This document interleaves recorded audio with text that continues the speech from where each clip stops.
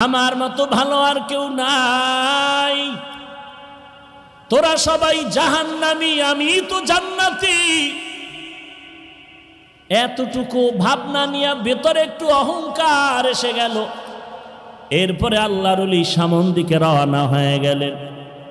শিবলি রহমাতুল্লাহ আলাই তার মুরিদ সাথে, জুনায়েদ বাগদাদির সাথে হাজারো মুরিদ। কিছু দূর গিয়া তাকায় দেখতেছেন খ্রিস্টান এলাকার মহিলা সুন্দরী মেয়েরা পানির কূপের থেকে কলসি ভরে ভরে পানি নিয়ে যায়। 30,000 হাদিসের হাফেজ আবু আব্দুল্লাহ সুন্দরী মেয়ের দিয়ে নজর করে এক নজরে তাকাইলেন। জুনায়েদ বাগদাদি বলেন, শায়েখ চলেন। নজর ওদিকে রাখিয়া হাতির ইশারায় বলে, যাও যাও, আমি যাব না, ওই খ্রিস্টান মেয়েকে বিবাহ না করে যাব না।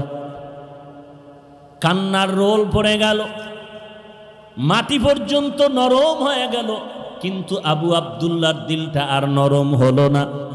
কান্না করে শিবলি রহমাতুল্লাহ আলাই বলেন, আমাদের কাফেলা ইরাকে রওনা হয়ে গেলাম।